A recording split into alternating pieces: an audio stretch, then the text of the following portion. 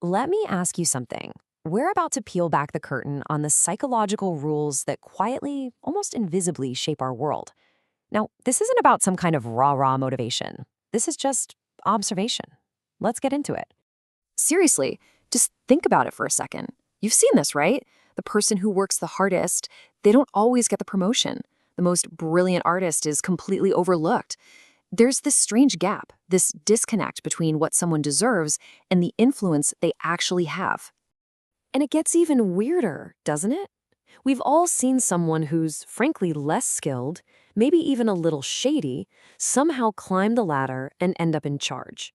It's a frustrating pattern, and it makes you ask a really basic question. Why? Why does it work this way? Okay, and this is the whole key. The world of power, it plays by a completely different rule books than the one we're usually taught. It just doesn't reward goodness or hard work in the way we think it should. No, it rewards something else entirely. A real, deep understanding of human nature. All its hidden currents and motivations. All right, so before we go any further, just a quick heads up. What we're about to talk about, it's kind of like putting on a new pair of glasses. Once you see the world this way, you can't really unsee it. You'll start noticing the little games, the subtle manipulations, everywhere, and you'll finally understand why certain people always seem to come out on top. Now, if that sounds unsettling, hey, no judgment, this might not be for you. But if you're here for understanding, maybe even for a little self-protection, then let's keep going. So let's just be really clear about something. This isn't a playbook on how to be a terrible person, not at all. It's about being aware. See, power is a force in the world, whether we like it or not. And if you ignore it, you're pretty much guaranteed to become its victim. So think of this less like an instruction manual and more like a mirror, one that just reflects human behavior as it is, not as we wish it would be. Okay, so the first thing we need to wrap our heads around is appearance, the art of perception. You'll find that so much of the game of power isn't played out in the real world, it's played out in people's minds. It's all about controlling what they see and think long before you ever make a move. Here it is. Law number 1. It sounds simple, but it is so profound. And I'll tell you what, breaking this rule is probably the single fastest way to completely destroy your own career without even realizing you're doing it. So here's the psychology behind this, and it's absolutely fascinating. We're all taught to believe that if we're talented, our bosses will be impressed. That's the naive belief. But the power reality? Your talent makes them feel insecure. It threatens them. And a threatened superior doesn't help you. They get rid of you, quietly. The real art, the real power move, is to make your brilliant work seem like it was their brilliant idea all along.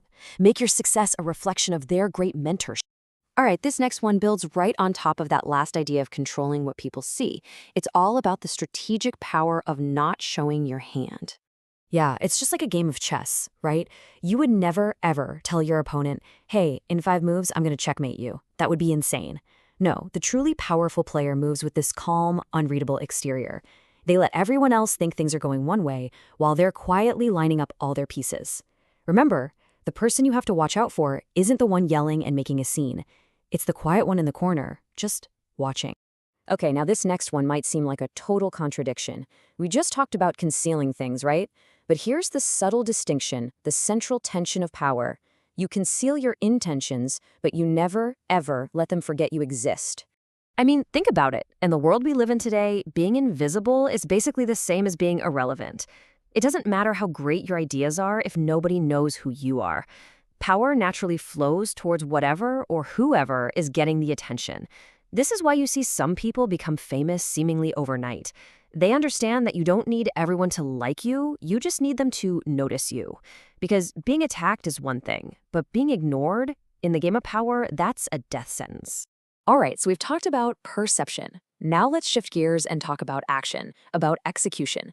These are the laws that get into the real nuts and bolts of how things get done. And fair warning, some of these can be a little tough to swallow, but there's no denying they work. And this law, wow, this one takes us right into the engine room of power. I know it sounds harsh, it sounds cruel even, but if we're being honest, it reflects a brutal truth about how huge successes are actually made. See, here's the thing. The world doesn't reward you for how hard you work. It rewards you for the results you produce. And the masters of power get this. They don't burn themselves out doing all the grunt work. No, they build systems. They leverage the talents and energy of other people. They position themselves as the architect, the mind behind the operation. I mean, think about it. Empires aren't built by the hands of one person, they're built by the vision of one person. So, if power is about leveraging people, it's also about neutralizing threats. And when a fight is absolutely unavoidable, one of the biggest mistakes people make is they go for a partial win. They show a little mercy. This law says that is a massive strategic blunder. Because here's the cold, hard truth. A wounded enemy isn't grateful you spared them. They're resentful. They sit and they wait and they plot. You haven't won them over. You've just given them a powerful reason to come back for revenge, and you've left them alive to do it. The power player understands that if you have to fight, the fight needs to end, decisively. It's not about being cruel. It's about making sure the problem doesn't come back, stronger than before. Which brings us to what might be the ultimate tool in the entire arsenal. It's something you can use to defeat your rivals and to win over allies. It all comes down to one thing: careful, detached observation of human nature.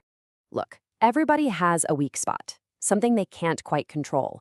Maybe it's a deep insecurity, a desperate need for validation, or just a really fragile ego.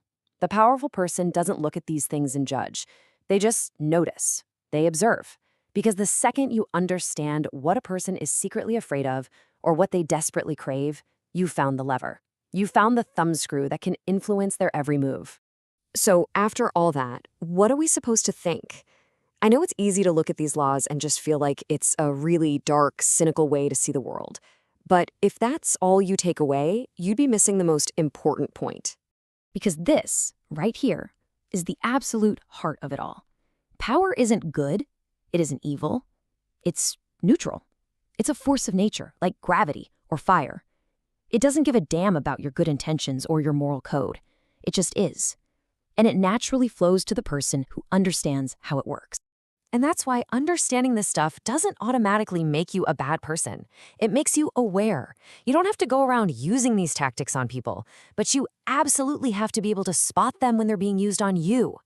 The biggest myth we're sold is that if you just work hard and be a good person, you'll be fine. Well, I think we've seen that's just not how the game is played. Ultimately, this knowledge isn't meant to be a weapon. It's a shield. It gives you the clarity to see the game that's being played all around you, every single day. And once you have that awareness, you have a choice. And having a choice, well, that's the truest form of power there is. The only real question is, what are you going to do with it?